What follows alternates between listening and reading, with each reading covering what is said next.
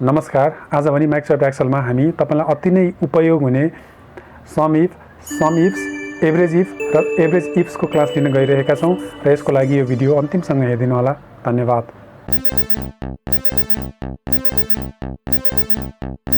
Some if र average if बुझ्नको लागि मसँग आज एउटा यहाँ टेबल छ र यो टेबलमा पार्टिकुलर्स भन्ने कोलममा एउटा पसलमा सेल भएको आइटम्सहरू छ र स्टोर भन्ने कोलममा विभिन्न पसलको नाम अथवा स्टोरहरूको नाम छ भने अमाउन्टमा ट्रान्ज्याक्सन अमाउन्टहरू छ। अब मलाई यो सबै पसलमा कति ट्रान्ज्याक्सन भएछ भनेर जान्न मन लाग्यो भने मैले यो टोटल ट्रान्ज्याक्सनको सम निकाल्न सक्छु। यसको लागि माइक्रोसफ्ट एक्सेलमा धेरै तरिकाहरू छन्, तर आज भने हामी सम फङ्सन युज गरेर हेर्न गइरहेका छौँ। सो यसको लागि is equal to SUM sum अनि ब्र्याकेट ओपन, त्यसपछि यो रेन्ज सेलेक्सन गरेर ब्र्याकेट क्लोज अनि इन्टर गरिसकेपछि मलाई टोटल ट्रान्ज्याक्सनको रेकर्ड यहाँ मलाई डिस्प्ले भयो।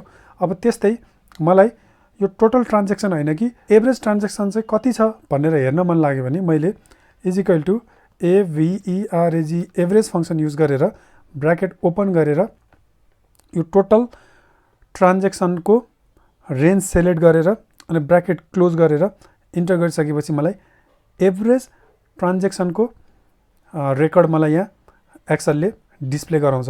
अब त्यस्तै अब यही टेबलबाट मलाई अहिले सबै आइटम्सहरूको टोटल ट्रान्ज्याक्सन त यहाँ माथि सम फङ्सनले देखायो, तर मलाई सबैको होइन कि नुडल्स भन्ने आइटमको मात्रै मलाई सम निकाल्नु पर्यो भने यो टेबलबाट हामी कसरी गर्न सक्छौँ त?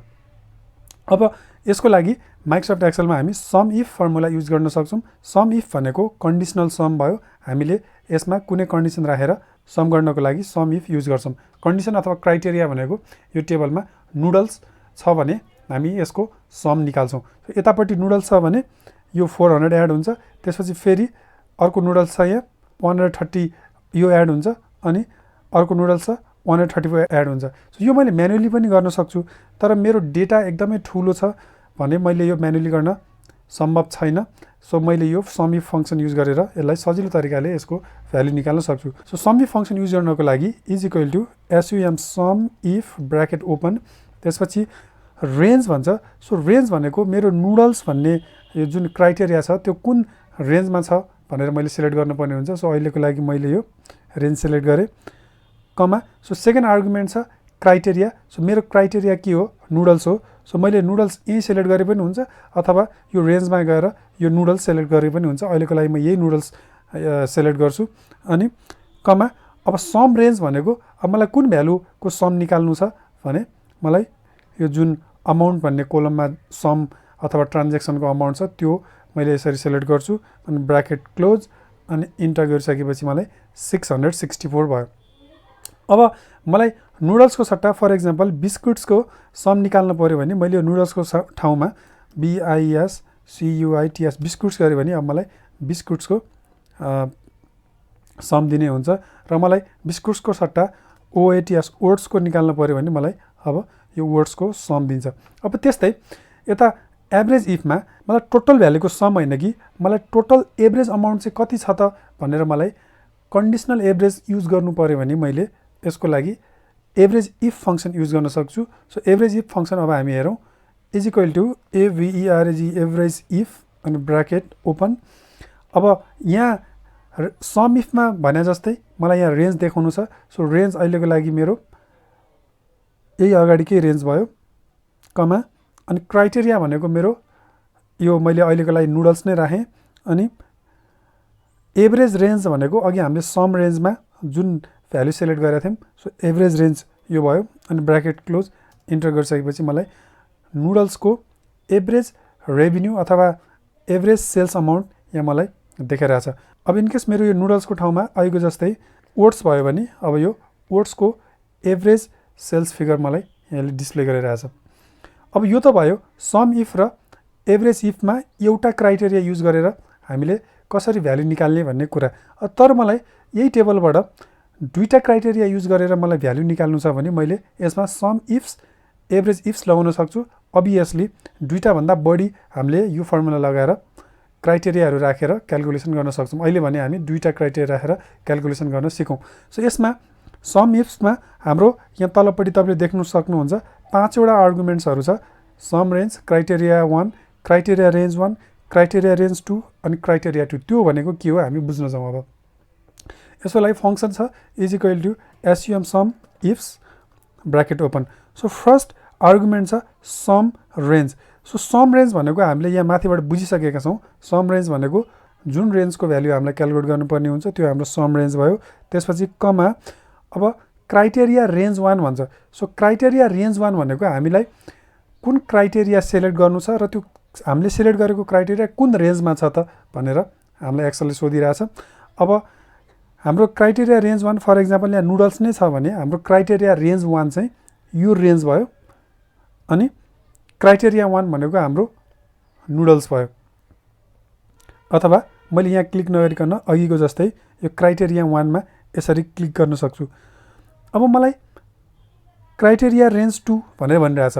सो क्राइटेरिया रेन्ज 2 भनेको अब नुडल्स हाम्रो यो राम खाद्यान्नबाट मात्रै कति सेल्स भइरहेछ भनेर मलाई यहाँ निकाल्नु पर्यो भने फेरि मेरो क्राइटेरिया रेन्ज 2 यो हुन्छ कमा अब क्राइटेरिया 2 भनेको मेरो यो सेलमा अर्थात् H14 मा जुन भ्यालु छ त्यो हुन्छ अनि ब्राकेट क्लोज इन्टर गरिसकेपछि यहाँ अहिले कुनै पनि डिस्प्ले गराउँदैन किन भन्दाखेरि मेरो क्राइटेरिया 1 र क्राइटेरिया 2 को यो सेल भ्यालु खाली छ।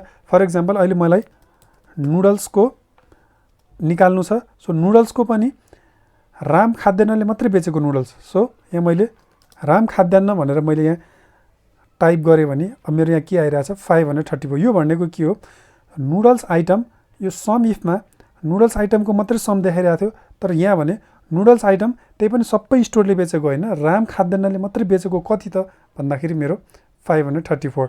सो यो नुडल्सको सट्टा मैले अर्को ओट्स भनेर राखेँ भने यो 720 छ। यो 720 राम खाद्यान्नले मात्रै बेचेको यो अमाउन्ट भयो। अब यस्तै राम खाद्यान्नको ठाउँमा मैले मनोकामना स्टोर भनेर यहाँ राखेँ भने यहाँ मनोकामना स्टोरको यहाँ भ्यालु 0 आइरहेछ। यसको मिनिङ मनोकामना स्टोरले ओट्स बेचेको छैन। सो नुडल्सको एकचोटि हेरौँ के छ मनोकामना स्टोरले नुडल्स बेचेको छ। सो यो 130 आइरहेछ। सो यो दुईटा कन्डिसनमा यो सम इफ्स हामीले लगाउन सक्छौँ अभियसली दुईटा भन्दा बढी नै। अब एभरेज इफ्स हेरौँ। सो एभरेज इफ्स भनेको हामीलाई अहिले यहाँ दुईटा कन्डिसन युज गरेर यहाँ भ्यालुहरू देखाइरहेछ टोटल भ्यालु भने यहाँ दुईटा कन्डिसन युज गरेर मलाई टोटल होइन अब चाहिँ एभरेज भ्यालु देखाउँछ। सो यसको लागि पनि is equal to AVERG average IFS ifs bracket open अहिलेको जस्तै एभरेज रेन्ज यहाँ सम रेन्ज भनेको र एभरेज रेन्ज भनेको यो मेरो जुन रेन्जमा यो भ्यालु छ त्यही नै भयो कमा त्यसपछि क्राइटेरिया रेन्ज 1 भन्छ। सो क्राइटेरिया रेन्ज 1 अहिलेको लागि मेरो यही नै भयो कमा अनि क्राइटेरिया 1 भन्छ। क्राइटेरिया 1 भनेको मेरो फर इक्जाम्पल यही सेल भयो अर्थात् K13 मेरो सेल भयो। त्यसपछि कमा अब क्राइटेरिया रेन्ज 2 भन्छ। क्राइटेरिया रेन्ज 2 भनेको यो मेरो स्टोरहरू भयो कमा अनि क्राइटेरिया 2 भनेको मेरो अहिलेको लागि यो K14 भयो अनि ब्राकेट क्लोज इन्टर।